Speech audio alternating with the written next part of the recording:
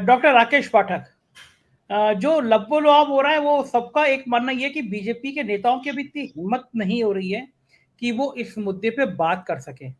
लेकिन ये आप भी जानते हैं, बात तो चल रही होगी, दिमाग में तो चल रही होगी और दुआओं में भी चल रही होगी। मतलब बीजेपी में मुझे लगता है, बिल्कुल ईमानदारी से कहूँ तो, भले लोग माला जपे कि क्योंकि वो जानते हैं मोदी के बिना कोई जिता नहीं पाएगा, लेकिन माला सभी जपते हैं कि इतना बहुमत ना आ जाए कि फिर 5 साल डांट लगती रहे, डर के मारे जिंदगी निकले रहे। पता चला रविशंकर प्रसाद जैसे नेता कब पैदल कर दिए जाए, कब बाहर कर दिए जाए, उनको पता ही ना हो। तो ये जो एक डिक्टेटरशिप मोदी जी की वो ना हो पाए, तो दुआ आप भी जानते हैं कि सभी बीजेपी के नेता करते होंगे कि मामला 250 तक आके अटक जाए। अगर अटका तो लॉटरी किसकी खुलेगी? क्या लग रहा है? क्या संघ किसके नाम पे राजी होगा? बीजेपी में अंदर किसके नाम पे राजी होगी? पहला सवाल। दूसरा सवाल, अगर 250 पे आ गया मामला, कोई और प्रधानमंत्री बना, फिर मोदी जी क्या करेंगे? संजय जी, आप जिस दुस्साहस के साथ इस विषय पर चर्चा कर रहे हैं वो विरला है। शीतल जी ने कहा कि आप चर्चा कर रहे हैं बीजेपी में, तो कोई चर्चा कर भी नहीं रहा होगा। लेकिन इसके थोड़े से दूसरे आयाम भी हैं। ऐसा पहली बार नहीं है कि किसी महानायक के पद पर रहते हुए उसके बाद के किसी नाम पर चर्चा ना हो रही हो।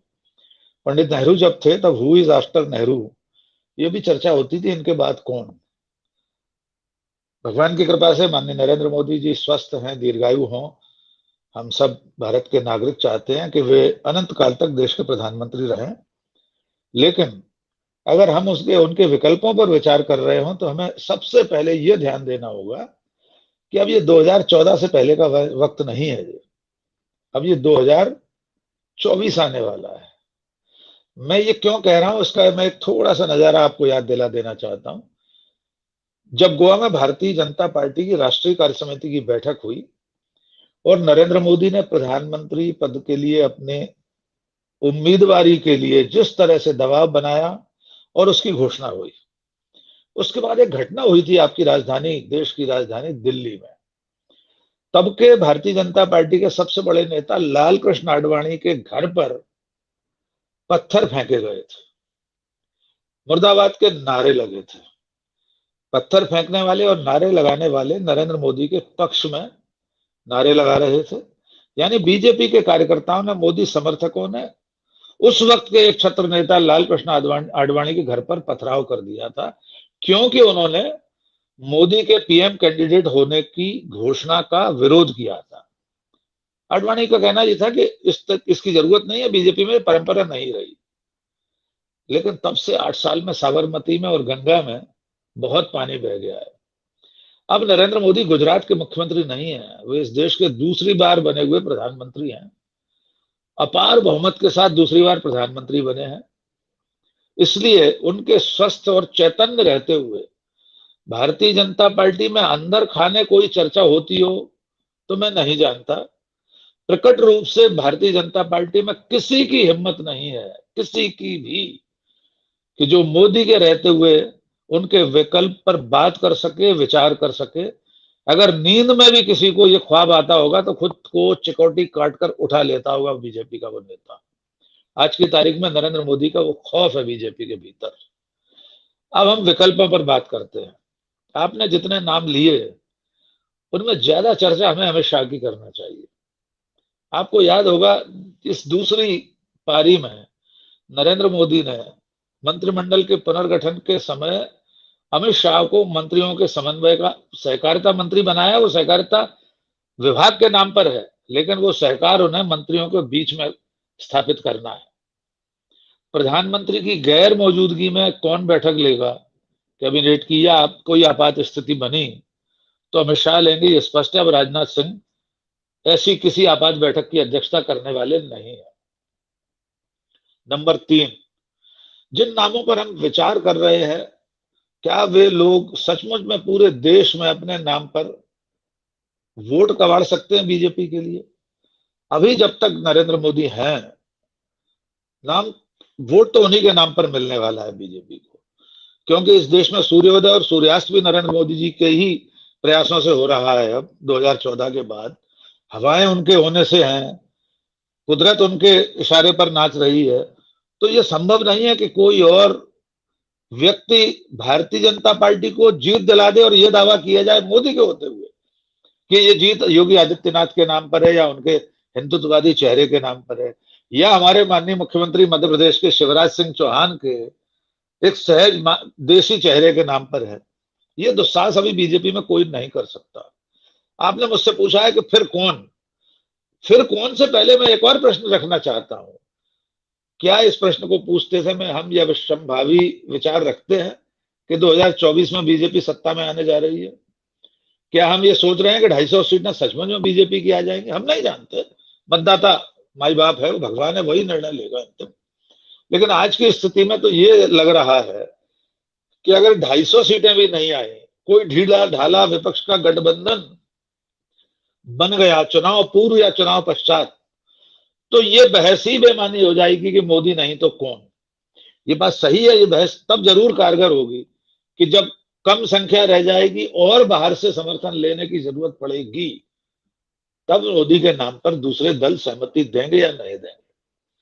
तब भी मुझे ऐसा लगता है कि जो तमाम क्षेत्रीय दल हैं, छोटे मोटे दल हैं, उनमें से किसी नेता के पास इतना साहस नहीं है कि लगातार 2 बार के प्रधानमंत्री नरेंद्र मोदी, चक्रवर्ती सम्राट नरेंद्र मोदी, युगावतार नरेंद्र मोदी को छोड़कर वो पूर्ति घोटाले में आरोपी रह चुके नितिन गडकरी पर हाथ धर देगा या उसके समर्थन से नितिन गडकरी प्रधानमंत्री पद की शपथ लेने की स्थिति में होंगे।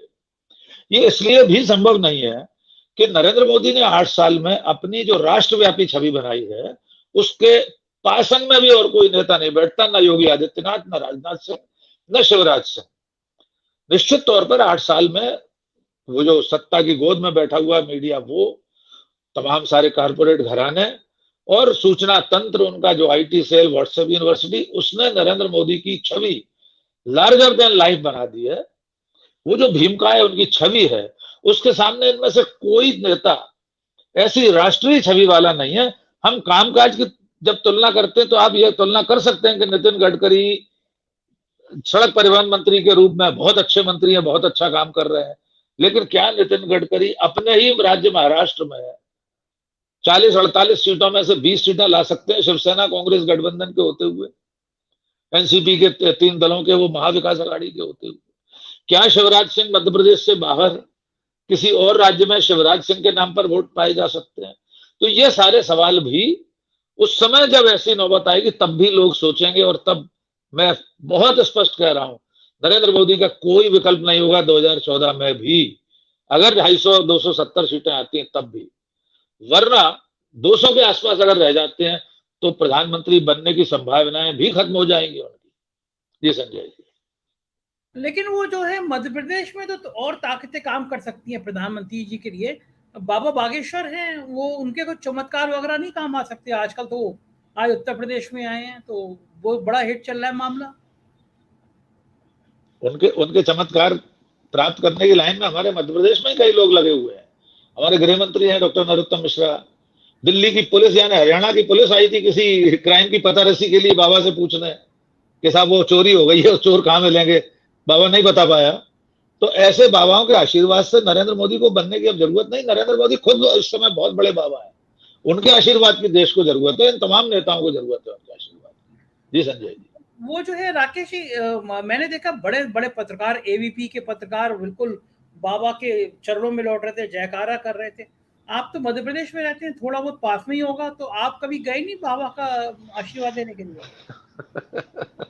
मैं आज तक नहीं गया, ना कभी जाऊंगा ऐसे किसी बाबा के पास। बस इसमें इतना याद दिलाना चाहता हूं कि ऐसे बाबाओं की जय जयकार इससे पहले भी होती रही थी, उनमें से अनेक लोग जेल में हैं। एक महापुरुष अभी दूसरी बार आजीवन कारावास की सजा पाकर अभी सौभाग्य प्राप्त हुआ उन्हें 2 दिन पहले, आशाराम बापू का। उनके मंच पर भी पत्रकार जय जयकार लगाते थे। हमारे नरेंद्र मोदी जी उनके मंच पर साथ में नृत्य कर रहे थे। अटल बिहारी वाजपेयी आशाराम बापू के साथ थे। एक बाबा हरियाणा में अभी पैरोल पर तीसरी बार छूटा है।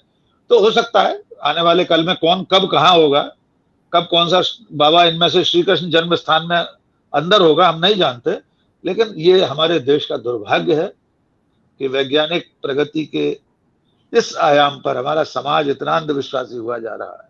और इसके पीछे भी मैं बहुत स्पष्ट बता दूं, मध्य प्रदेश में इन बाबाओं के प्रकटीकरण के पीछे उसी विचार परिवार का हाथ है जो विचार परिवार हिंदू राष्ट्र की कल्पना में डूबता उतराता रहता है।